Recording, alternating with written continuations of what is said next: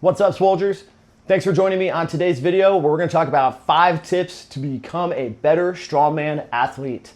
So there are a lot of different ways to improve your game and your craft as an athlete, but these are just some things that I'm seeing pop up over the last couple weeks. So I wanted to share them with you, and hopefully they help you a little bit to get better at what you love and what you want to do. So before we start today's video, please do me a favor, hit the like button and click subscribe to the channel to get more content on strongman and all things getting swole in the mind, body, and soul. So my first tip is strategize your use of equipment.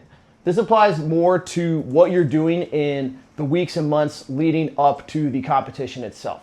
So when we're using things like our belts, our elbow sleeves, knee sleeves, things like power briefs, wrist wraps, right? These are all assistive devices.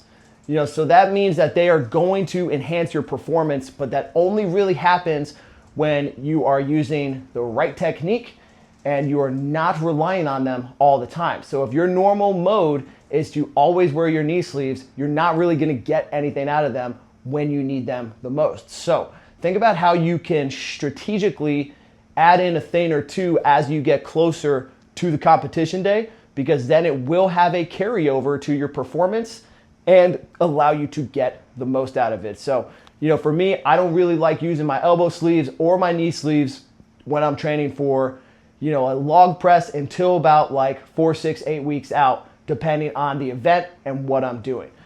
So that is kind of plain and simple. To get the most out of these, make sure you're not just relying on them all the time. But I do want to hit one more time that the better you are in your technique and your overall form, the more you're going to get out of them. So really refine those things before you add them in and just use them all the time. Right, number 2, develop routines. This also goes with triggers, mantras, and rituals. So when you are competing, right, it's very easy to get caught up with nerves, jitters, some competition anxiety, or just a little level of feeling uncertain because it's a new environment. You're probably competing somewhere where you've never been before, likely using equipment you've never used before. The pressure is on. So in order to eliminate some of that, develop some sort of routine to get you comfortable and put you in the flow state. The most famous example of this is the Ronnie Coleman mantra, lightweight baby. When he said that, it's on. It's time to lift those weights. The weights are now light. It's time to get it done. So you can really personalize this and do anything you want with these routines. I've seen some people triggers like, I know somebody that really likes to stomp his feet 1, 2 before they go and step up to the bar to lift. Or, some people like to, I've seen a double chest tap or something, So whatever you want to do, it's kind of about like getting that switch in your brain to flick on that nothing else before that moment matters. It's time to go. Some people like the use of smelling salts or a back slap like before deadlifts. Those are all these things. Again, that's a routine and a ritual to get you in the zone to lift that big weight. Now, for some of those that are like a little more intensive, like big screaming or smelling salts or getting that back slap, similar to strategy in the use of equipment, make sure that they're not stuff that you just become reliant on in order to lift it. When it's time to do something important, that's when you want those rituals, routines, triggers to put you in the zone to do your best. But like everything else, if you just rely on that all the time, what if shit happens and you don't get to do it in the moment? Then you're screwed. But if you're locked in on your fundamentals, then these things can enhance your performance when you need it the most, okay? So number 3, compete often. If you want to know a little bit more about this, there's many reasons why you should compete all the time, but it is about getting comfortable in unfamiliar and uncertain environments. So everybody, for the first time they competed, probably had a little bit of nerves, jitters, some competition anxiety. It's very natural. But the more you do that, the less you're going to feel those, because it's just like anything else. Repetition is the mother of skill. So you get skill at being a competitor. These things are going to come a lot easier to you. All those little intangibles are just going to naturally come into play, and you won't be cluttered and distracted by all those nerves, competition, jitters, etc., etc. You'll also learn how to just prepare yourself correctly. So you can use these routines, triggers, mantras, etc., and understand the timing of how to implement them by being at these competitions and just knowing how the flow of events go, right? Number 4, visualize your success. When you're visualizing your success, you want to use a positively charged emotion when you're thinking about your future performance. This is how you manifest success at an event.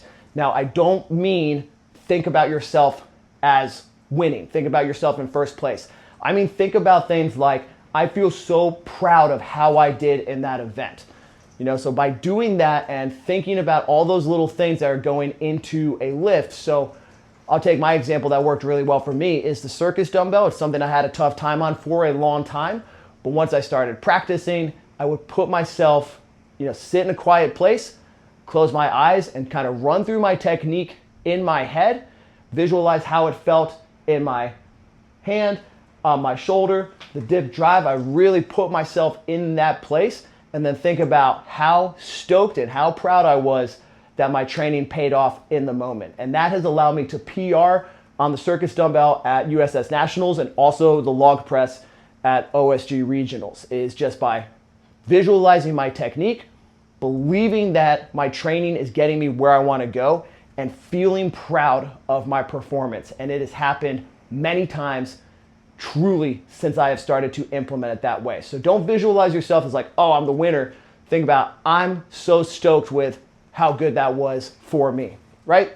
All right, so moving into number 5, be positive, right? So being positive is just important kind of for anything you want to do, because if you're in a negative state, stress raises cortisol in your body. It's gonna leave you distracted, unfocused. It'll literally tense your muscles up, and it will take away from you having the best performance you can.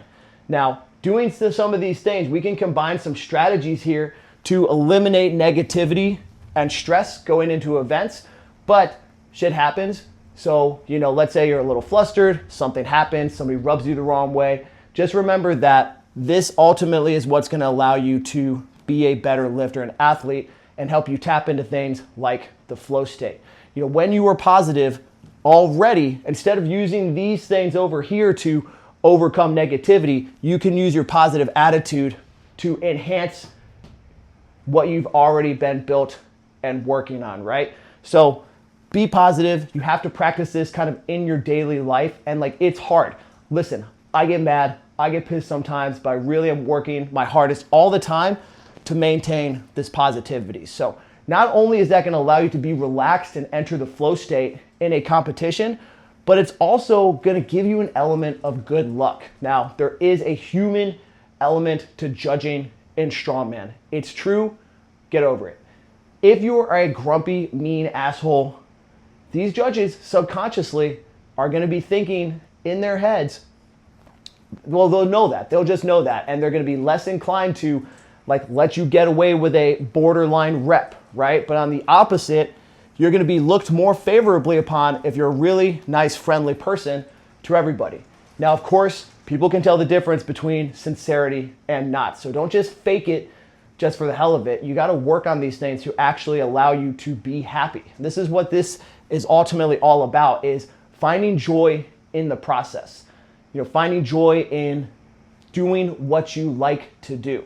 That enhances your overall wellness, helps you recover faster. Again, it eliminates stress.